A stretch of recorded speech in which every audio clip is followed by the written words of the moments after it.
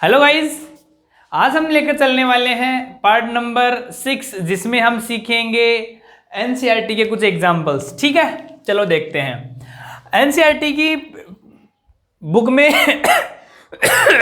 Page number 7वें example number first दे रखा है। और एग्जाम्पल फर्स्ट क्या है? क्या आप किसी धातु के गोले को बिना स्पर्श किए धन आवेशित कर सकते हैं? मतलब हम लोगों को ये धन आवेशित करना है किसी गोले को, और क्या करना है? बिना उसको स्पर्श किए।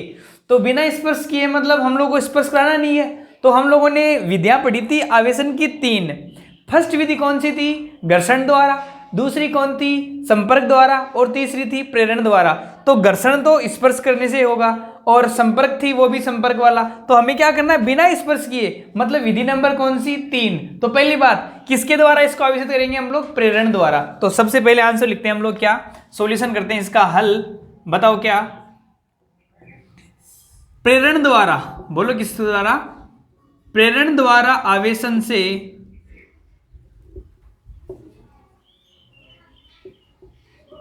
प्रेरण द्वारा आवेशन से धातु के गोले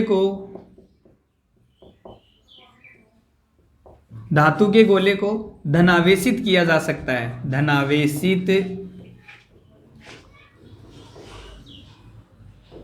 धनावेशित किया जा सकता है। ओके, अब याद कीजिए, मैंने प्रेरण की विधियां बताई तुम लोगों को 3। घर्षण द्वारा, संपर्क द्वारा जिसको हमने चालन नाम दिया था, और तीसरी कौन सी? प्रेरण द्वारा। तो आप लोग याद कीजिए, प्रेरण द्वारा में हमने क्या सीखा था?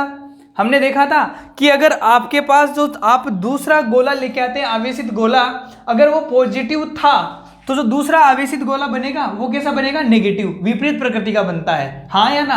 तो बताओ, हमें आज गोले को कैसा करना है? धनावेशित करना है। तो बताओ, जो दूसरा गोला होगा या कोई दूसरी छड़ होगी वो कैसी होगी? नेगेटिव प्रकृति की होगी। तो देखो हम लोग क्या लेंगे? एक हम लेंगे उदासीन गोला। कैसा गोला लेंगे? उदासीन गोला ले लिया। ये गोला कैसा है? उदासीन है। और आप जानते हैं उदासीन का मतलब ये नहीं है कि उसमें आवेश नहीं है, उसमें आवेश है, लेकिन टोटल आवेश का मान कितना है? 0। मतलब जितने धनावेश है उतने कौन इसमें? ऋण आवेश है। ठीक है, अब इस गोले को मुझे क्या बनाना है? धनावेशित बनाना है। तो मैं क्या करूंगा? इसके नजदीक एक छड़ लेके आएंगे। क्या लेके आएंगे? एक छड़ लेके आएंगे।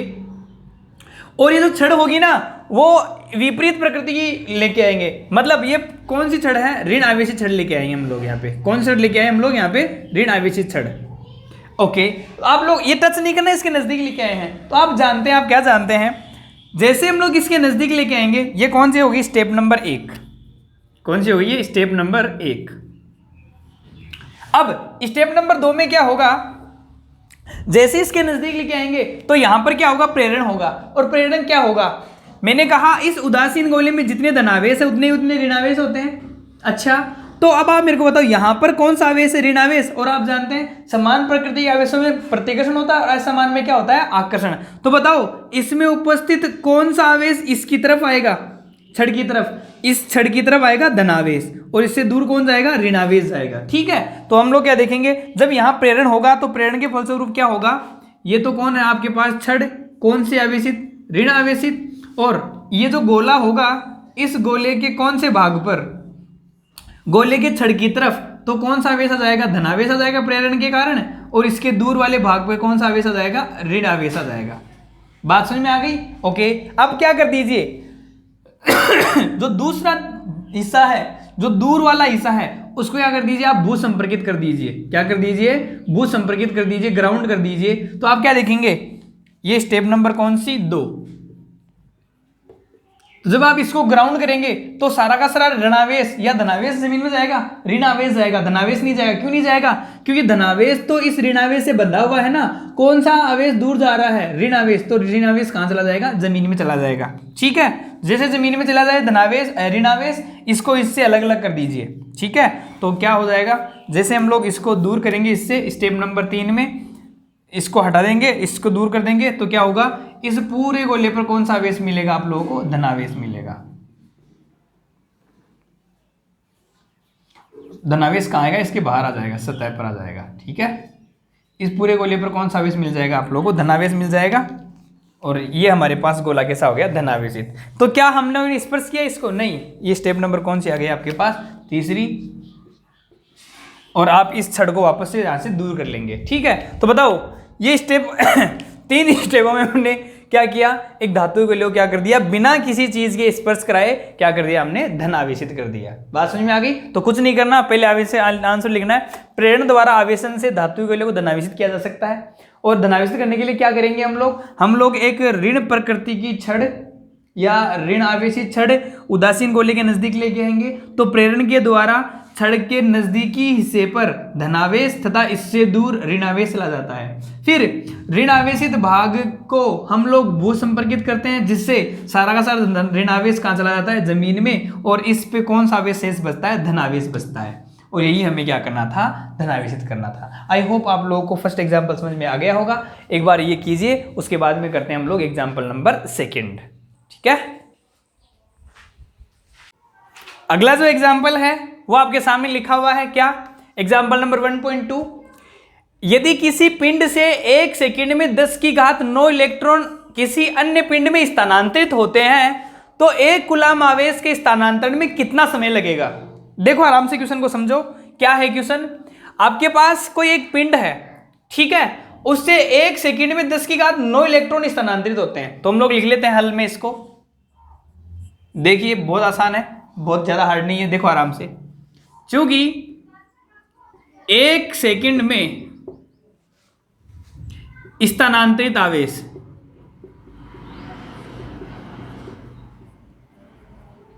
स्थानांतरित इलेक्ट्रॉन बराबर कितने हैं? 10 की घात 9 इलेक्ट्रॉन। ठीक है, अच्छा, लेकिन हमें तो क्या करना है? आवेश के रूप में बनाना है। तो ये तो इलेक्ट्रॉन जा रहे हैं ना, तो हमें तो आवेश को स्थानांतरित करना है। तो हम लोग लिखेंगे तब 1 सेकंड में स्थानांतरित आवेश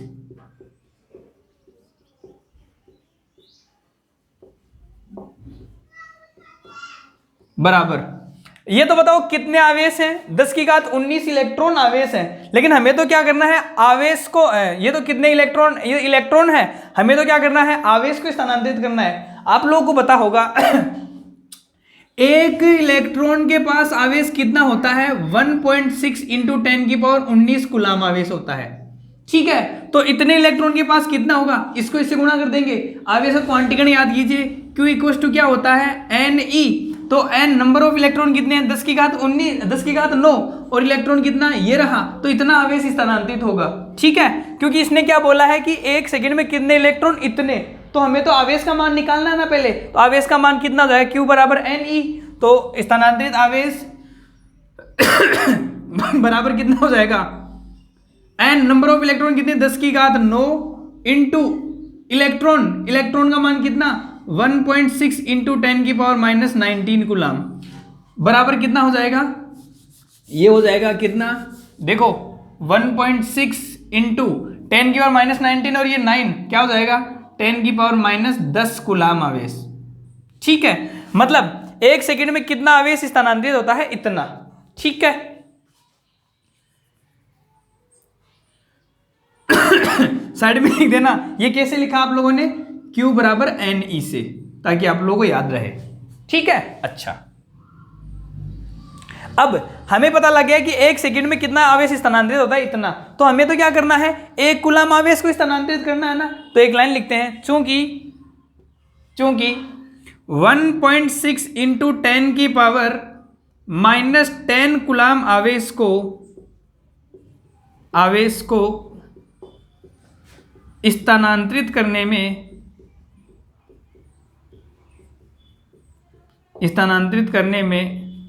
लगा समय बराबर कितना सेकंड? 1 सेकंड। ठीक है, तो हमें तो कितना आवेश को स्थानांतरित करना है? 1 को। तब 1 कूलम आवेश को स्थानांतरित करने में लगा समय बराबर, क्या ये एकांक के लिए हम लोग इसका भाग दे देंगे? तो बताओ कितना हो जाएगा? 1 डिवाइडेड बाई कितना? 1.6 इंटू 10 की पावर -10। सोल्व कीजिए इसको। 1/1.6 ऊपर कितना चला जाएगा? 10 की पावर -10, तो ऊपर जाके हो जाएगा 10 की पावर प्लस का 10। ठीक है, इसको सोल्व कीजिए। यहाँ से पॉइंट हटाएंगे यहाँ से पॉइंट हटाएंगे तो ऊपर 1 को 0 हो जाएगा। बताओ कितना हो जाएगा? 10 इंटू 10 की घात। क्या मैं इसको ऐसे कर सकता हूं? देखो एक बार ध्यान से, यहां से पॉइंट हटाएंगे तो ऊपर 10 हो जाएगा। ठीक है, यहां 10 की घात 10 है, इसको एक बार 100 बना लो और इसको 10 की घात 9 कर लो। कोई डाउट थोड़ी है। देखो आराम से, यहां से पॉइंट हटाएंगे 10 की घात 11 हो जाएगी, तो 10 की घात 11 ही तो है, डिवाइडेड बाई 16। तो इसको सोल्व करो, बताओ कितना हो जाएगा? 16 को 16 छिके 96, 6 पॉइंट कितने बच गए? 4, 16 दूनों 32 और ये 5 इंटू 10 की पावर 9 सेकेंड। इतना समय लगेगा इतने इलेक्ट्रॉनों को स्थानांतरित, इतने आवेश को स्थानांतरित करने में। बात समझ में आ गई? देखो कैसे है, कैसे किया हमने, बहुत आसान है। यदि किसी पिंड से 1 सेकंड में 10 की घात 9 इलेक्ट्रॉन किसी अन्य पिंड में स्थानांतरित होते हैं तो 1 कूलाम आवेश स्थानांतरण में समय बताना है। हमें तो आवेश के रूप में निकालना ना, ये किसके रूप में दे रखा है? इलेक्ट्रॉन के रूप में। तो पहले इन इलेक्ट्रॉनों को आवेश के रूप में कन्वर्ट करना पड़ेगा। आपको पता है एक इलेक्ट्रॉन के पास कितना आवेश? 1.6 10 की घात -19 कूलाम आवेश। तो इतने इलेक्ट्रॉनों में कितना आवेश? इतना आवेश हो जाएगा। तो हमें पता है कि इतने आवेश में स्थानांतरण करने में लगे समय कितना? इतना। तो 1 में कितना हो जाएगा? भाग लग जाएगा। बात समझ में आ गई? ये वही हमने किया है क्या कि 20 रुपए में 5 चॉकलेट, तो 20 रुपए में 5 चॉकलेट, तो 1 रुपए में कितनी? 5/20 चॉकलेट। समझ में आ गई बात? वैसा का वैसा हमने किया है। आई होप आप लोगों को समझ में आ गया होगा। इसको उतारिए, सोल्व कीजिए, फिर चलते हैं हम लोग अगले क्वेश्चन में।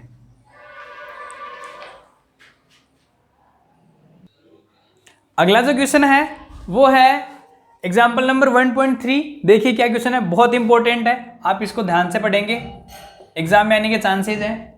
एक कप जल में कितने धनावेश एवं ऋणावेश होते हैं? आप लोगों को बताना कि एक जो जल का कप होता है, देखो इसने हिंट दे दिया है जल, जल मतलब H2O पानी, ठीक है, उसमें कितने धनावेश और ऋणावेश हैं उसका मान बताना है। कप में आप कितने द्रव्यमान मान सकते हैं? हम लोग यहाँ पे 250 ग्राम द्रव्यमान मानेंगे, ठीक है। तो हम लोग सोल्व करते हैं, इसको हल करते हैं। क्या माना कप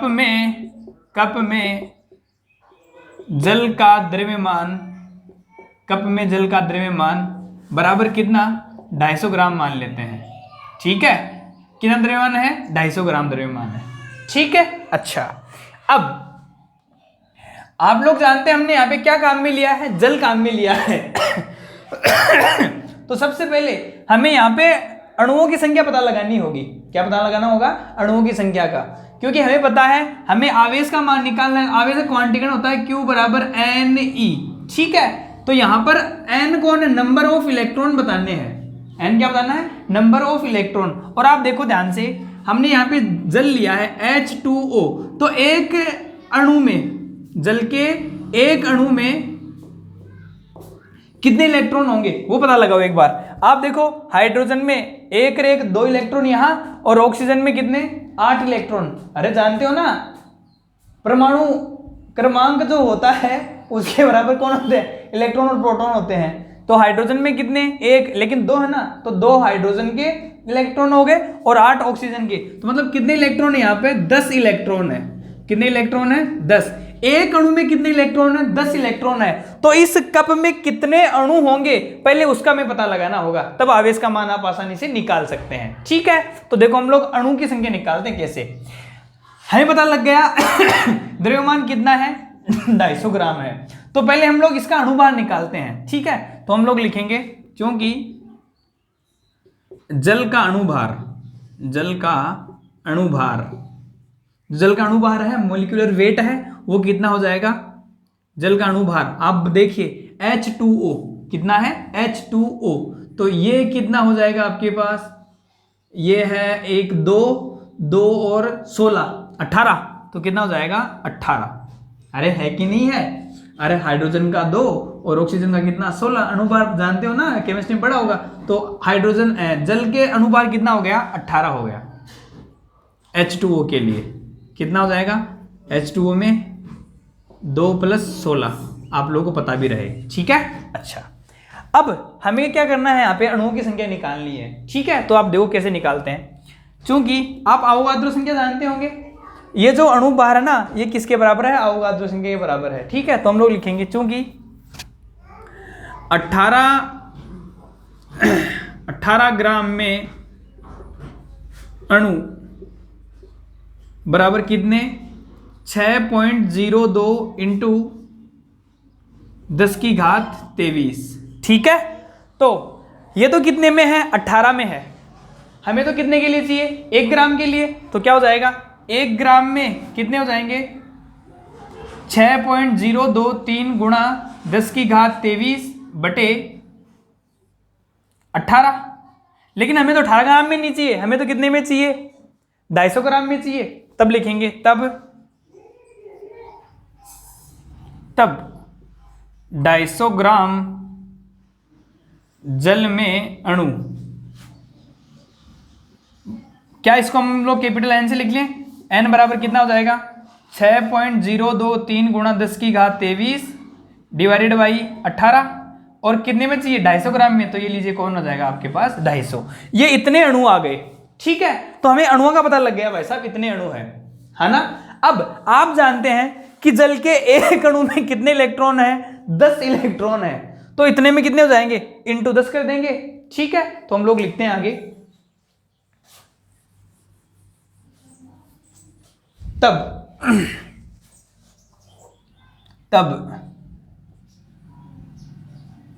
जल में उपस्थित आवेश Q बराबर, क्या आप जानते हैं Q बराबर Ne होता है? Q बराबर क्या होता है? Ne। तो Q बराबर Ne, तो Q इक्वल्स टू, बोलो N कौन है? Number of electron. अब देखो नंबर ऑफ इलेक्ट्रॉन हमें पता है, अभी हमने यहाँ पे लिख रखा था कि जल के एक अणु में कितने इलेक्ट्रॉन? 10 इलेक्ट्रॉन। तो ये लीजिए यहाँ पे 10 इंटू टोटल अणु कितने थे? इतने थे। तो ये इतने, बताओ कितना? ये हो जाएगा 6.023 गुणा 10⁻23 इंटू 250 डिवाइडेड बाय 18। ये तो जल के टोटल अणु, और हमें पता है कि एक अणु में कितने इलेक्ट्रॉन है? 10 इलेक्ट्रॉन। तो ये लीजिए 10 इलेक्ट्रॉन। अब हमें क्या करना है? आवेश का मान निकालना है। तो एन ही तो हुआ है, इलेक्ट्रॉन का आवेश कितना होता है? 1.6 इंटू 10⁻⁻19। इसको जब आप लोग सोल्व करेंगे, तो सोल्व करने के बाद में प्यारे बच्चों जब आप इसको सोल्व करेंगे तो आंसर आएगा आपके पास 1.33 कुछ करके इंटू 10⁻7 कूलाम आवेश। ठीक है, आसानी से इसको आप सोल्व कर सकते हैं। देखो हमने कैसे निकाला, सुनो ध्यान से, आराम से, चिंता लेने की जरूरत नहीं है। 1 कप जल में कितने धनावेश और ऋणावेश हमें उसका मान पता लगाना है। तो हमें पता लग गया जल में निकालना भाई साहब। जल मतलब कौन हो गया? H2O हो गया। ठीक है, तो अगर मैं एक अणु की बात करूं, जल के एक अणु की, तो एक अणु में कितने इलेक्ट्रॉन? 2 इलेक्ट्रॉन तो हाइड्रोजन में और 8 इलेक्ट्रॉन ऑक्सीजन में। तो कितने इलेक्ट्रॉन हो गए? 10 इलेक्ट्रॉन हो गए।